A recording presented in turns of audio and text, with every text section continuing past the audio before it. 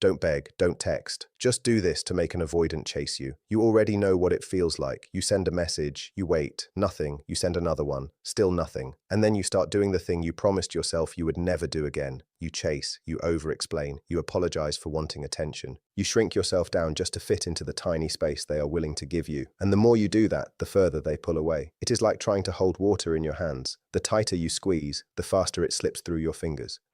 But what if I told you that everything you have been doing to get closer to them is actually the reason they keep pulling away? What if the solution is not what you think it is? Not another text, not another conversation about where things stand, not another attempt to convince them that you are worth staying for. What if the real answer is something most people are too afraid to do? Stay right here, because by the end of this, you are going to understand something about avoidant people that most people never figure out. And once you understand it, you will never chase again. Not because you gave up, but because you will not need to. Drop the word free in the comments right now if you are ready to stop chasing and start attracting. And if this channel has ever made you think differently about relationships, hit subscribe. This is the kind of content that actually changes how you show up. Now let us get into it. First, you need to understand what an avoidant person actually is. Not the surface level version, not just someone who is bad at texting or needs space. The real version, the deep version. Because if you do not understand what is happening inside them, you will keep doing things that push them further away without even realizing it. An avoidant person learned very early in life that closeness was dangerous, not dangerous like a threat to their physical safety, dangerous in the emotional sense. They learned that when they needed someone, that someone was not reliably there, or when they opened up, something bad happened: rejection, dismissal, emotional overwhelm. And so their nervous system did what all nervous systems do. It adapted, it built walls, it created distance as a protective mechanism. Here is the thing about those walls. They are not there to keep you out personally. They were built long before you arrived. They were built to protect a very young version of that person from pain they were not equipped to handle. And now those walls are automatic. They do not even think about them. The moment intimacy gets too close, the moment someone starts to feel like they really need them, the moment the relationship starts to feel heavy with expectation, something inside them pulls back. It is not a choice, it is a reflex. And here is where most people make the biggest mistake. They see the avoidant pulling back and they interpret it as rejection. So they respond with anxiety, they text more, they ask for reassurance, they need to know where they stand, they push for the conversation, they want the commitment, they want the label, they want the confirmation that they are not losing the person. And every single one of those behaviors feels to the avoidant like exactly what their nervous system warned them about. It feels like someone is trying to trap them. It feels like pressure. It feels like emotional danger. So they pull back harder. You see the cycle? You feel anxious, so you pursue. They feel pressured, so they withdraw. You feel more anxious because they withdrew, so you pursue more. They withdraw more. And it keeps going until one of you breaks, usually you. So the question is not how do you make them text you back? The question is, how do you break this cycle entirely? How do you become the person they actually want to move toward instead of the person they keep running from? And the answer is going to feel uncomfortable at first because it goes against every instinct you have when you care about someone. You have to stop being available in the way you have been, not in a game-playing way, not in a manipulative way, not in a fake way where you pretend you do not care when you desperately do. That does not work. They can feel the performance. Avoidants are actually very sensitive emotionally. They just hide it extremely well. They can sense when someone is pretending to be distant while secretly hoping they will come running. That kind of fake detachment actually makes them pull away faster. What you need to do is something much more real, much more powerful. You need to actually build a life that is genuinely interesting to you, a life that does not have them at the center of it. This is the part where most people check out. They think, okay, I have heard this before. Build your own life, get hobbies, blah, blah, blah.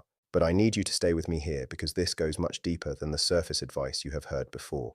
When you put an avoidant person at the center of your emotional world, you do two things that guarantee they will pull away. First, you make them responsible for your happiness. And that is an enormous amount of pressure for someone who already struggles with emotional closeness. Second, you become less interesting to them, not less attractive physically, less emotionally compelling, because there is no mystery anymore. They already know exactly where you stand. They know you are waiting. They know you will be there. And for an avoidant person, that certainty is actually suffocating. Avoidants are often drawn to people who are a little bit out of reach, not cold, not rude, not unavailable in a cruel way, but genuinely occupied with their own inner world, their own passions, their own growth, their own circle. When you are that person, something very interesting happens in the avoidance psychology. Their attachment system actually activates. Here is why. Avoidants have what researchers call a deactivating attachment strategy. When relationships feel too intense or too demanding, they turn their attachment needs off. They suppress them, they convince themselves they do not really need connection, they tell themselves they are better off alone. And in some ways it works for them in the short term. But here is the critical piece. That deactivating strategy only works when the other person is chasing them. When you stop chasing, something shifts. When you genuinely step back and invest in yourself, when your energy is no longer laser focused on them, when you are no longer the one initiating every single conversation, the avoidant loses something they did not even know they needed, the certainty of your presence. And that is when their attachment system starts to wake up. This is not a trick, this is psychology. When certainty disappears, the brain starts to notice, it starts to wonder, it starts to question. And for an avoidant, that wondering is actually what gets them to move toward you, because now you are not a threat. Now you are a possibility. And possibilities are much more interesting to an avoidant than sure things. But let me be very clear about something, because this is the part that separates what actually works from what is just another manipulation tactic. You are not pulling back to make them chase you. That is the wrong frame. If you pull back with the hidden agenda of making them chase you, it will not work. It will feel hollow. It will feel calculated, and they will sense it. You are pulling back because you deserve a life that is full and rich and genuinely satisfying, regardless of whether this person chooses to show up for you. You are pulling back because your emotional energy is valuable and it deserves to go toward things and people that actually receive it. You are pulling back because staying in a state of anxious waiting is costing you every single day. It is costing you your creativity, your joy, your confidence, your sense of self. When you pull back for those real reasons, something changes in you that changes everything around you. You stop looking at your phone every 5 minutes. You stop crafting the perfect message in your head. You stop analyzing their behavior, trying to decode what they mean. You start actually living, and when you start actually living, you become magnetic in a way that no strategy could ever manufacture. Now let me talk about the specific things you need to start doing, because I know you want the practical side of this and I am going to give it to you. The first thing is to stop over-communicating. This is huge. If you are the person who always initiates, always follows up, always keeps the conversation going, stop. Not forever. Not because you are playing games, but because you need to create space. Space is oxygen for an avoidant. When there is no space, they cannot breathe. When there is space, they actually have room to miss you. And here is something most people do not realize about missing someone. You cannot miss someone who is always there. Think about that. If your favorite song played on repeat 24 hours a day, you would stop hearing it within a few hours. The constant presence of something removes our ability to appreciate it. Absence, not constant presence, is what creates the experience of missing someone. So when you stop initiating every conversation, when you let silence exist without rushing to fill it, when you let a day or two pass without a message, the avoidant begins to experience something unfamiliar. They begin to notice your absence, and noticing your absence is the first step toward them reaching out on their own. The second thing is to stop explaining yourself to them. This one is subtle, but powerful. When you over-explain, you are doing something emotionally that signals anxiety and insecurity. You are essentially saying, please understand me, please accept me, please do not leave. And to an avoidant, that kind of emotional exposure too early or too intensely feels overwhelming. It triggers their withdrawal reflex. Instead, become a little bit more enigmatic, not mysterious in a weird way, just less reactive, less eager to clarify everything. If they say something that bothers you, instead of launching into a long explanation of how you feel and what you need and what you were hoping for, simply acknowledge it briefly and move on. Let them wonder a little. Let them sit with the fact that they do not have full access to your inner world. This is not the same as being emotionally unavailable. It is about having what is called emotional discretion. Knowing when to share and when to hold back. Knowing that not every feeling needs to be expressed immediately and thoroughly. Having that kind of restraint is actually very attractive. And for an avoidant who is used to either someone pursuing them desperately or someone being completely closed off, this middle ground is genuinely fascinating. The third thing is to get genuinely excited about your own life. I cannot stress this enough. Not pretend excited, not posed for Instagram excited, actually excited. Pick something up that you let fall away when this person took up so much of your mental space. A creative project, a fitness goal, a skill you always wanted to learn, a trip you have been putting off, a friendship you have been neglecting. And not because doing those things will make the avoidant jealous, although sometimes it does, but because doing those things is going to remind you who you are. And when you remember who you are, you stop feeling like you need someone else's validation to feel whole. And that shift from needing to whole is visible. People can feel it when they are around you. They can feel when your center of gravity has moved from external approval to internal fullness, and that quality is irresistible to almost everyone, including avoidance. The fourth thing is to stop reacting to their hot and cold behavior. Avoidants run on a cycle. They pull close, then they feel overwhelmed and pull back, then they feel lonely and pull close again, then they feel overwhelmed again and pull back. And if you react to every single one of these swings, if you get warm when they are warm and devastated when they are cold, you are actually reinforcing the cycle. You are training them to see your emotional state as something they control. When you stop reacting, something very interesting happens. They start to wonder if they have lost their effect on you. And for an avoidant who is used to being the one with the power to pull away, losing that effect is actually unsettling. It makes you more interesting, more of a challenge, more worthy of real effort. This does not mean you become cold or robotic. It means you develop what is sometimes called emotional regulation, the ability to feel your feelings, process them internally, and choose how to respond rather than just reacting automatically. When you can do that, when you can be warm and genuine but not thrown off balance by their distance, you signal something to the avoidance nervous system. You signal that you are safe, that being close to you will not swallow them whole. That intimacy with you does not mean losing themselves, and that is actually one of the core fears of an avoidant. Losing themselves in a relationship, becoming too entangled, giving up their autonomy. When you demonstrate through your actual behavior, and not just your words, that you have a strong sense of self, that you are not trying to merge with them, that you are a full and independent person who is choosing them rather than needing them, something in their nervous system relaxes. And when their nervous system relaxes around you, closeness becomes possible in a way it never was before. The fifth thing is this: respond with warmth when they do reach out, but do not become immediately over-available. This is the balance that most people struggle with. When an avoidant finally reaches out after a period of distance, the anxious person's instinct is to flood them with warmth and relief, to respond immediately, to ask all the questions, to express how much they have missed them, to try to pin down what is happening between them, to have the conversation they have been waiting to have. Resist that impulse, respond warmly, be genuinely glad to hear from them, engage with interest, but do not drop everything. Do not cancel your plans. Do not make it obvious that you have been sitting there waiting, because the moment you do that, you collapse the space that caused them to reach out in the first place, and the cycle starts all over again. Instead, respond with genuine warmth, but without urgency. Match their energy rather than overwhelming them with yours. Let the conversation flow naturally. Let it be easy and light and pleasant. Do not use it as an opportunity to have the big talk. Just enjoy the connection. Show them that being with you feels good and easy and not heavy with pressure. Because here is what an avoidant is really looking for, even though they may never say it. They are looking for evidence that closeness is safe. They are looking for a relationship that does not cost them their sense of self. They are looking for someone who is consistently calm and pleasant and genuinely content. Someone who does not need them to be their everything. Someone who can hold their own space while also holding space for them. When you become that person, not as a performance but as a genuine evolution of who you are, the avoidant no longer needs to run because there is nothing to run from. The threat is gone, and what is left is just two people who genuinely enjoy each other's company. Now let me talk about something that most relationship advice completely skips over, and it is the thing that makes all of the above actually sustainable. You have to address what is happening inside you, because here is the truth that might be hard to hear. If you are in a pattern of chasing avoidance, it is not random. There is something in your own attachment history that is drawing you to this dynamic, something that finds the push-pull familiar, something that interprets inconsistency as passion and emotional unavailability as depth. This is not a criticism, it is just a pattern, and patterns can be understood, and once they are understood, they can change. A lot of people who chase avoidance have what is called an anxious attachment style. They grew up in environments where love felt inconsistent, where they had to work to get attention, where they were not sure if the people they needed would come through for them. And so their nervous system learned to equate love with uncertainty, with chasing, with earning, with proving. And when they meet an avoidant, something in their nervous system says, "This feels like love. This feels familiar. This feels like what love is supposed to feel like," even though what they are actually experiencing is anxiety, not love. Anxiety.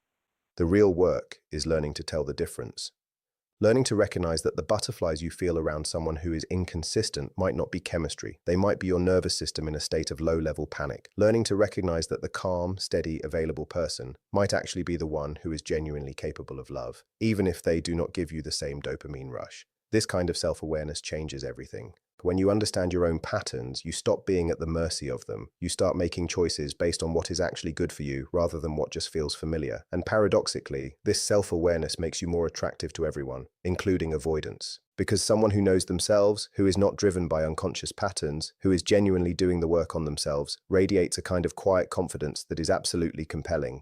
It is not loud, it is not performative, it is just solid. And solid people make avoidance feel safe in a way that anxious people never can. Let me also say something about the role of boundaries in all of this. Boundaries are not walls. They are not punishments. They are not ways of controlling another person's behavior. Boundaries are simply the terms under which you are willing to take part in a relationship. And when you have clear, genuine, non-negotiable boundaries, something powerful happens. The person testing those boundaries either respects them and steps up, or they do not. And if they do not, the boundary tells you something important about whether this person is actually capable of the relationship you want.